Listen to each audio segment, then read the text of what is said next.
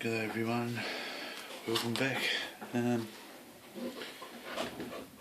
the painting done on part 4 of the MA109 build. So before I start, I'd like to say thanks to the people who gave me some good comments. Thanks for all the new subscribers. It's been pretty positive, but sort of moving to the new room now, setting it up, so had a little bit of time to do it. I was under the pump for this video, so I got it done. So anyway, that's where I'm up to.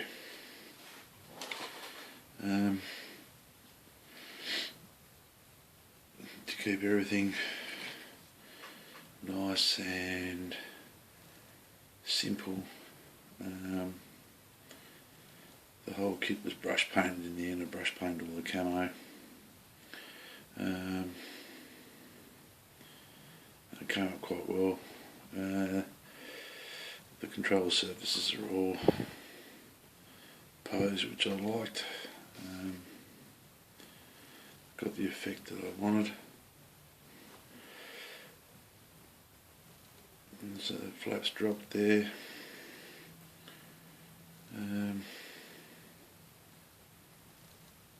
So it come up well. It's got a brush coat of the straight out of the jar. At the moment it's got this long life floor polish being brushed over, it's just getting it ready for it to be deckled. The whole issue with the canopy I'll know more about when I take the mask off. But so far the fit's not too bad, and I've got some lead there ready to finish off the seat belts. The whole kit was brush painted in live colour acrylics, the camouflage. So I used the RLM 70, RLM 02, RLM 65 and the RLM 04 with the nose. So what will happen, once things dry down, I'll deckle it and then give it a wash ready, just a black wash, and then we'll weather it up with some pastels, powders. A few pointers I made out in regards to this kit. So everything was good fit, but the canopy in this kit's absolutely terrible. A lot of work to get it to fit. I still got parts to go on, of course, after I knocked them off during the wash progress or the deckling. So that's one thing I've got to do. Now what I've got to do, because this kit has got lots and lots of raised rivet line on it, when you lay your strips of tape down, use a cocktail stick and where the tape is, burnish it down, your Tamiya top tape, burnish it down quite hard, because otherwise you'll get bleed, which I did, so I had to go around and touch it up again. You've got to make sure that the tape is sitting down onto the surface. So the deckling will be next. I'll be using all the kit's decals, so I'll be using the full stencils, and which the decals look pretty good, so they'll go down. And the only setting solution I'll use on them, which I find works well with Airfix, is some Mr. Mark softener. Get out of that bloody light. Which works well, which I'm just about out. but that's lasted me years and years and years. So yeah, so far so good. It did fit all the parts, did what I worked on, sort of got the effect that I wanted, so I'm pretty happy with that. I've even posed all the tail wheel with that.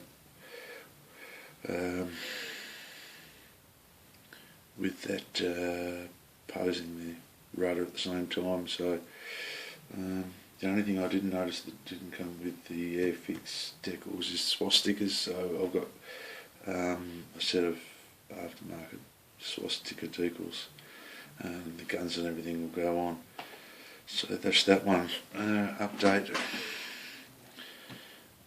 I got this JU-87 pulled apart. I actually cut it apart with a razor saw. So I started adding, it's got an undercoat of RLMO2 on it at the moment, but I've added some fire extinguishers, some of the controls for the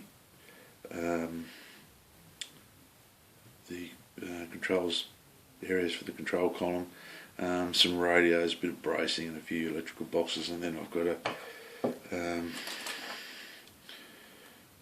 clean up the inside, and I've got to add some detail on the inside with some fine styrene stock. The young bloke said, oh, it's good to keep these things going, because he's been teaching some young guys in the club with some of these older kits. Good on you, mate.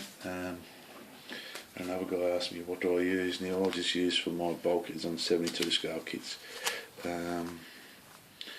I use 10 by 0.20 and 10 by 0.40, so 25 by half a mil strips and 0.25 by 1 mil strips. So that's all I use for building most of the things on the inside of my cockpit, as well as micro weld,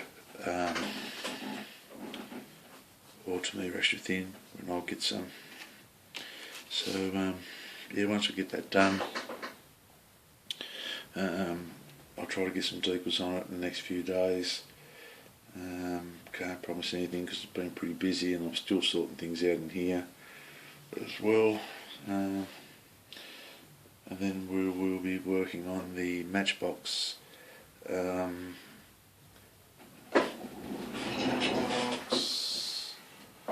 go and grab it.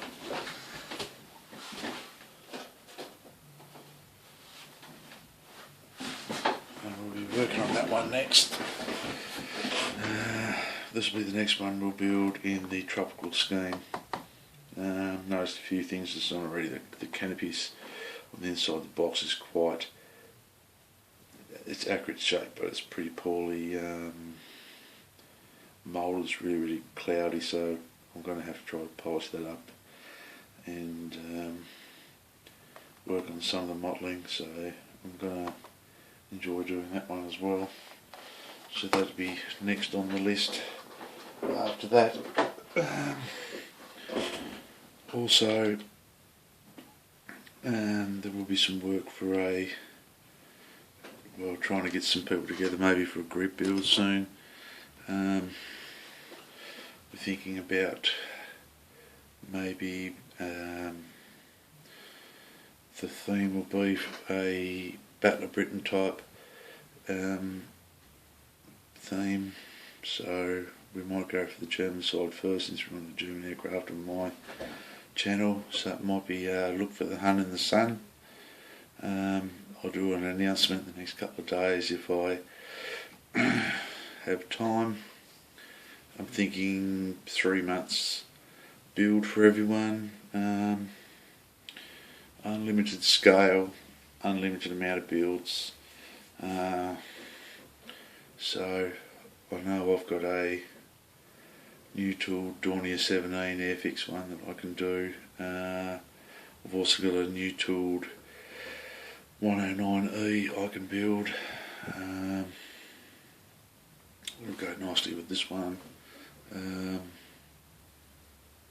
I've got a couple other bits and pieces. It's too late now because I've started the Stuka, but that sort of area, Stukas, ME109s, Heinkels, Dornier 17s, Liaison, JU52, transport, anything used in France between 1940, excuse me, 1941. But we might have to work on making it a bit more open. Then probably the next one we can do is the British version. We could do Tally-Ho, which we could have British aircraft, so probably 4 Spits, Hurricanes, Defiance, Blenheims, and Coastal Command aircraft, anything that sort of fought in that area. The only other news we've got, I've got nothing new really. Been very quiet on the new kit front. Well, that's the only other thing too I forgot to mention. I've got to add some little balancer weights. I've got to make some of those somehow. So that'll be the next little scratch building project on this one. But I'd have to say that the light colour paint, I've never brushed much before. It looks a little bit blotchy there because that's the clear that's going on it. But once it gets, this won't be dull coated either. This will be satin coated because, as I said before, paint quality, the German war, early war stuff was quite good. It wasn't full gloss, but it was satinish, egg-shelly. So I will be using some micro satin I've got somewhere in a jar, and I'll give it a couple of coats of that to seal it off, and just a little bit of weathering, not too much. They weren't too bad. They were still really pristine aircraft. And the paintwork, I know I've dirtied up, but these are sort of fresher than I think what I've read that they did then start to mop them in the field a little bit more. Changed a few things around that way. But yeah, the canopy will be posed open as such. The seatbelts will be hanging out the side with the decals and everything on it, and I will be building a little base for it, just with some grass, and try to represent something in northern France towards the Channel on the German airfield. So we'll look at a few photos and things, but we'll get the decals on, and once the decals go on, put the wash on and just see what it looks like. I'm hoping the decals, I can't see why they won't be any good. They look quite in register and they look very well printed. There's not much carrier film or anything on them, and I'm quite looking forward to using these big, bold red JG26. Well, that's just going to be interesting. I'm not going to run the long range fuel tank or anything on it, and I'm going to drill the barrels out, add these cannon barrels on the front, aerial mast, pitted tube, cannon barrels on the wing, navigation lights, and a few little tiny pieces. A little bit of more detail brushing, finish the tail wheel off, and it'll look good from there. I hope you guys have been building a few kits. I'll get back on to once I do this one. I've got that old Kawasaki Jet T4 trainer, which I will endeavour to finish, even though it's been a pain in the backside and sort of sat in the background. But this is one that I sort of was asked to go on with. So I'm looking forward to getting this one finished now. It can't be a lot better than what I thought it would have done. And it's been a very, very enjoyable kit to build. The only major downfall was that canopy, so the only thing I would suggest if you pick one up is look around for an aftermarket canopy for one. If you can get one for a couple of bucks and the kit for $3 or $4, it'd be a very good buy. It's a nice build. So anyway, that's me. Better sign off.